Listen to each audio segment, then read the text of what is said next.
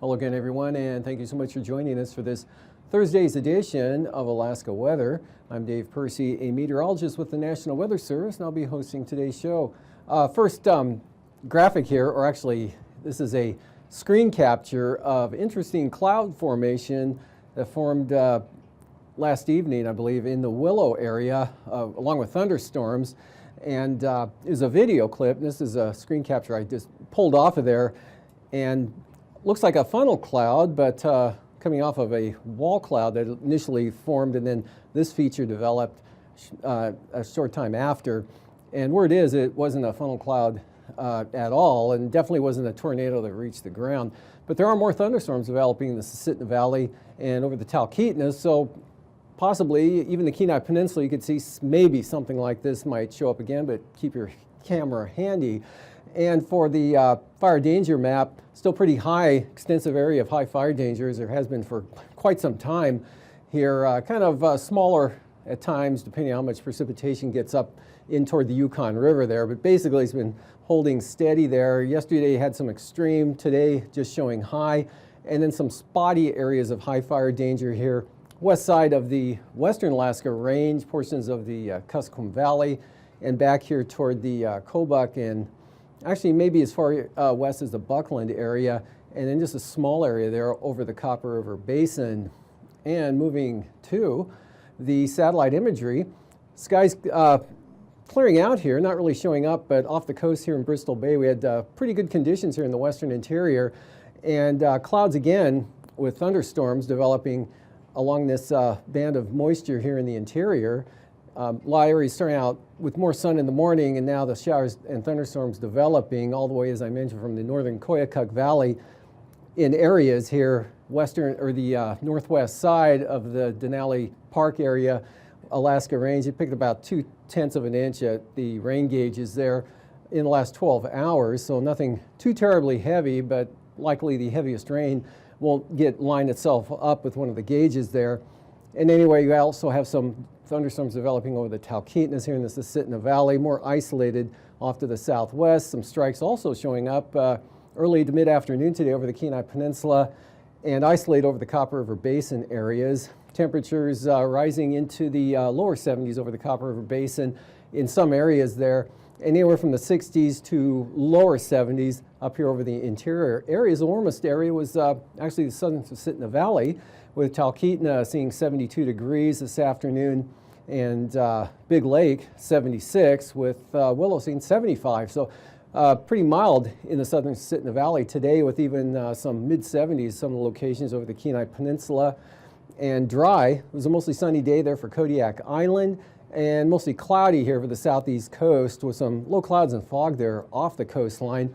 Otherwise, really no storminess at all. I've got kind of a band of moisture right through here. It's edging its way up toward the Panhandle there, but very slowly. And then out to the west, we have a weak front, not much of a wind producer, more of a continuous rain and fog producer, and that only affecting Shemya. Otherwise, high pressure here over the Bering Sea, keeping winds light, and low clouds and fog in areas kind of circulating around that center.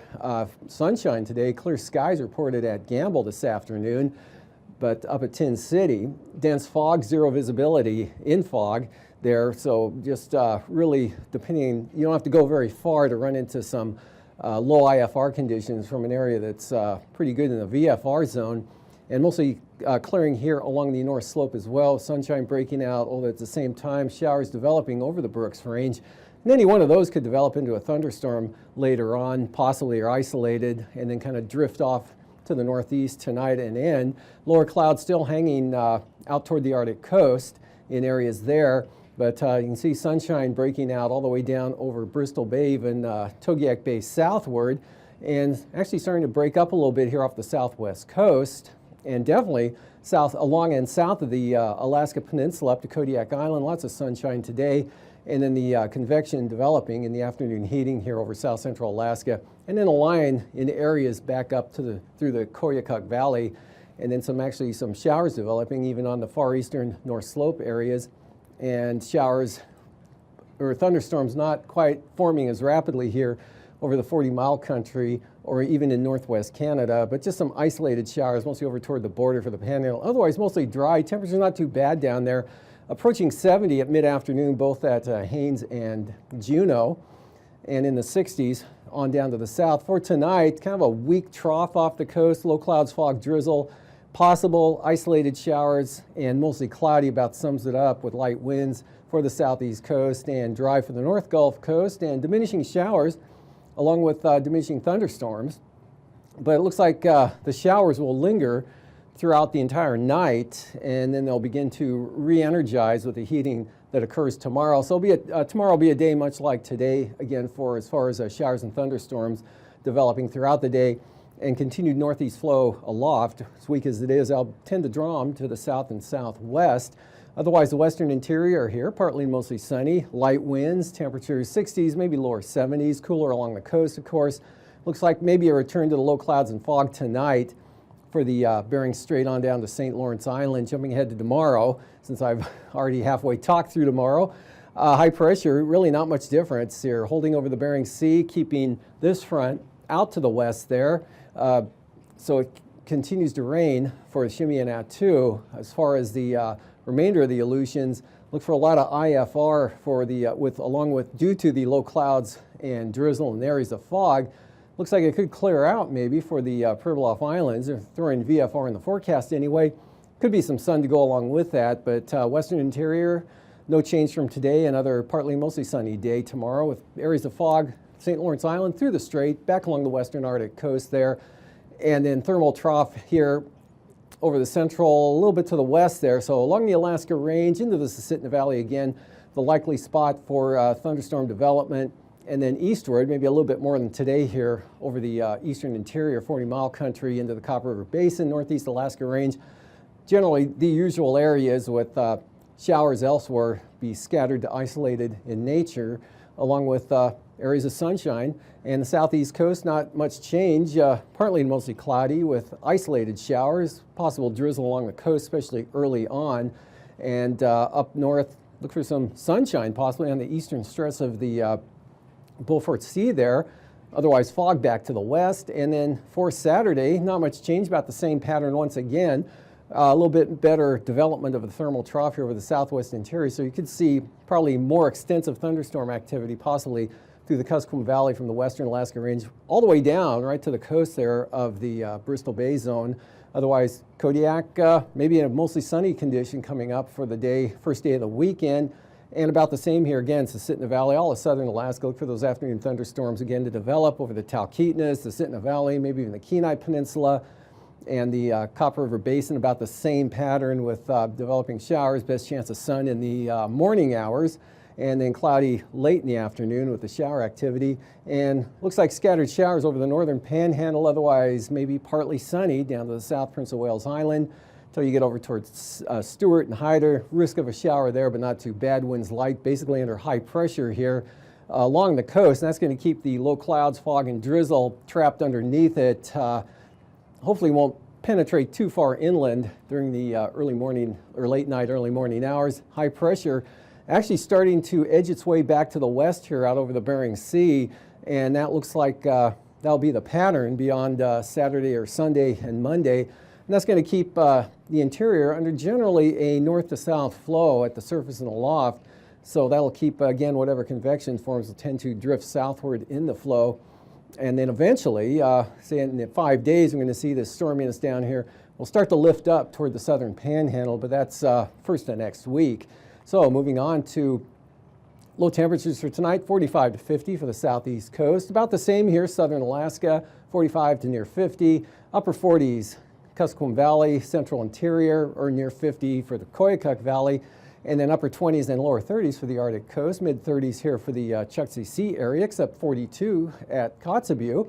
Upper 30s for the southwest coast, upper 30s for the Pribilofs, and mid 40s for the Alaska Peninsula, lower 50s for Bristol Bay, near 50 at Kodiak, and lower 40s out there in the Aleutians. Highs tomorrow, again, like today, anywhere from upper 60s or mid 60s to mid 70s here, depending on how much sunshine you get.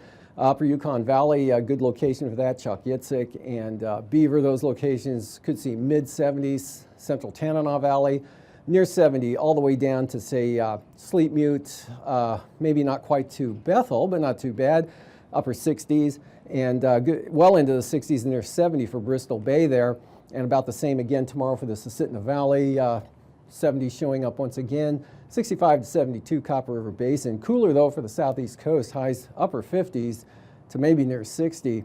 And then low temperatures Saturday morning shaping up like this. Looks like about 45 to 50 again. Not much change from what we're seeing there for the southeast coast. Mid 40s give or take for the Copper River Basin. Of course, cooler in the higher elevated areas. Upper 40s south central Alaska, 45 to 50. Good portion of the central interior. Lose the 20s now on the Arctic coast, lower 30s, lower to mid 30s there for your lows. That'll extend right down into St. Lawrence Island, upper 30s for the Pribilofs, near 40 along the southwest coast. And for the Alaska Peninsula, 40s. Aleutians, lower 40s. Highs for Saturday afternoon. 70s again, possibly right into the Kuskokwim Delta, definitely Bristol Bay, and up into the interior, 70 to 75, maybe warmer again, depending on where you are here. Through much of the central interior, 65 to 75 Susitna Valley, again down into the Kenai Peninsula area, Copper River Basin, big variation there depending on your elevation, clouds and showers. And for the southeast coast, looks like kind of a jump in the temperatures there. Looks like upper 50s south to maybe mid to upper 60s north. And now, aviation weather around Alaska. First line weather graphic for tomorrow morning.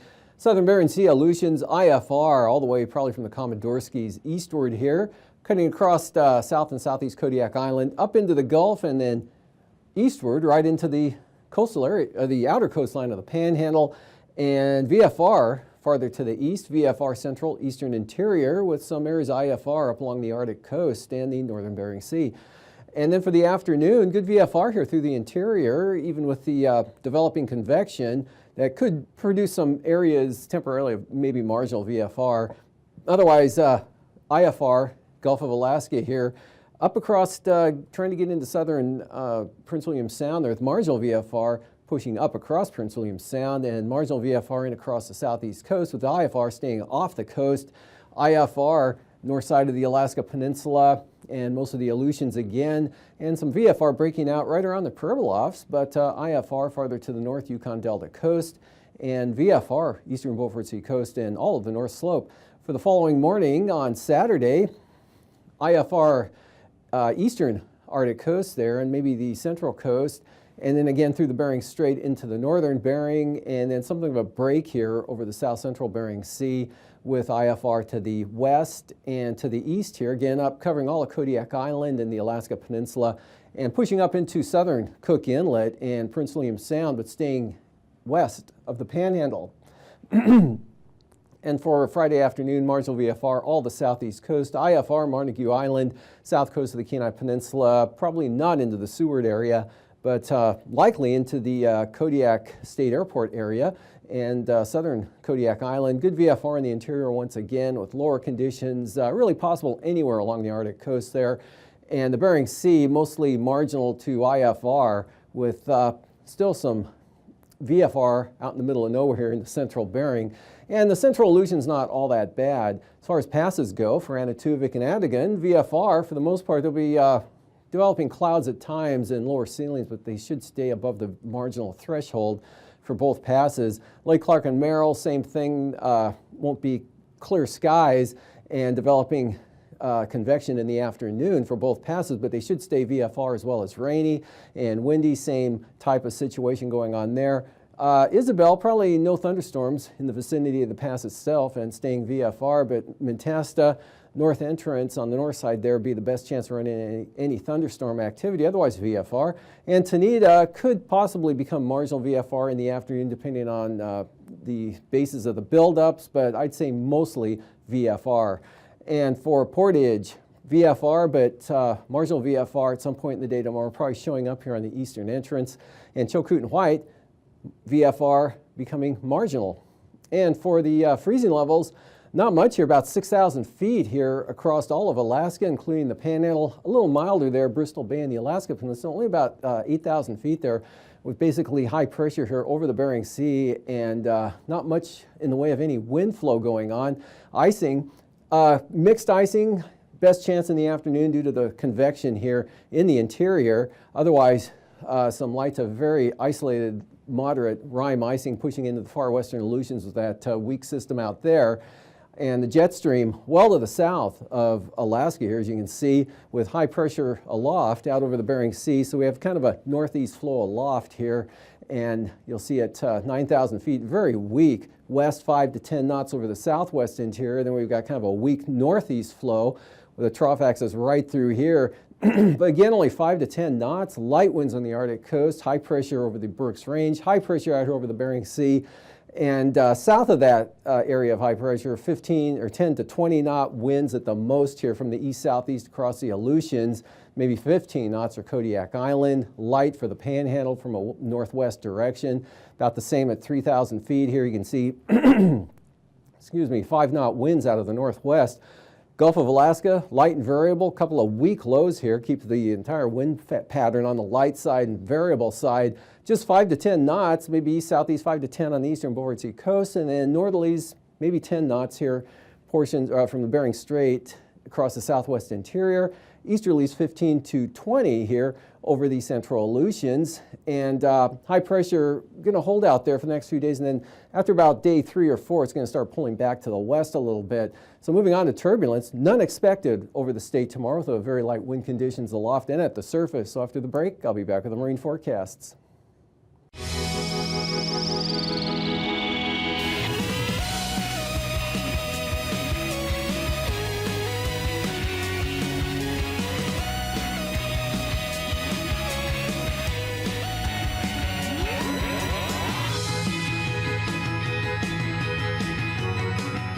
Opposing Jupiter.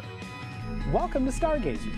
I'm James Albury, director of the Kika Silva Pla Planetarium in Gainesville, Florida. And I'm Dehne Regis, astronomer from the Cincinnati Observatory. It's that time of year again for viewing my favorite gas giant planet at its biggest and brightest. That's right, James. On June 10th, Jupiter will be at opposition. This means that it'll be in a great location for viewing.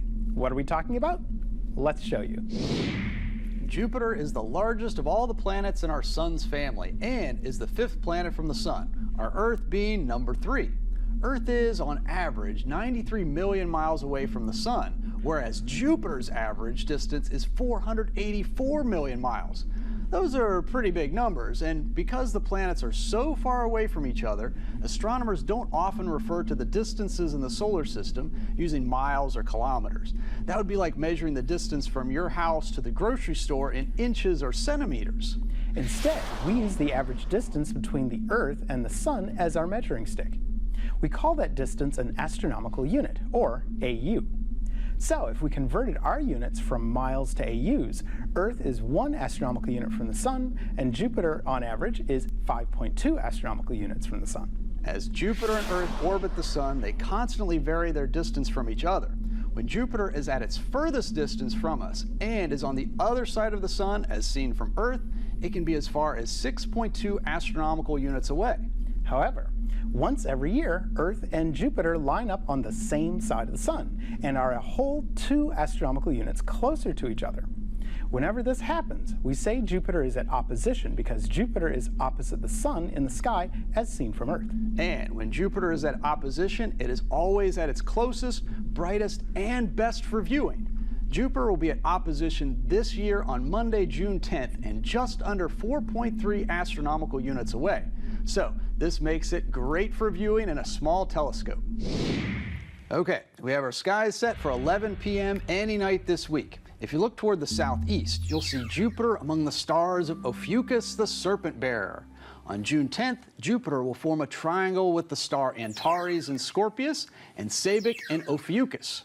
If you've been watching Jupiter over the last few months, you probably noticed it moving from east to west between Scorpius and Sagittarius. We call this retrograde motion, and it's an optical illusion caused by us passing Jupiter in our orbit. Jupiter began its retrograde motion on April 15th this year and performs this apparent backward motion for almost 120 days each year. If you keep an eye on Jupiter as we travel past it, you'll notice it continues to travel westward through Ophiuchus, reaching its closest approach to Scorpius on August 11th. Jupiter will appear to pause and then begin traveling eastward again. No wonder they called the planets wandering stars. The planet Jupiter has been observed in the sky since antiquity. The ancient Romans named it after the king of their gods, whom the Greeks referred to as Zeus. Babylonian astronomers have records of Jupiter dating back to the 7th century BC. In his book, The Almagest, Greek astronomer Claudius Ptolemy used Jupiter's motion with respect to the Earth to refine his Earth-centered model of the solar system. Lastly, if you're like me and you really get excited about conjunctions, set your calendars for just after sunset on November 23rd of this year, and Jupiter will be having a super close conjunction with Venus. Venus and Jupiter will be only 1.5 degrees or 3 full moon widths apart that day. They'll both be extremely bright and visible very close to the southwestern horizon. However, if you want to see a crazy close conjunction, check out Jupiter next year on December 21st, 2020, when it has a super close pairing with Saturn. Jupiter and Saturn will be only a 1/10 of a degree, or 1/5 of a full moon width apart. They'll be so close that you'll be able to see them both in the same field of view in a small telescope. Wow. Now, you don't have to plan that far ahead to see the king of the planets this week. It's easy to see Jupiter when you remember to keep looking up.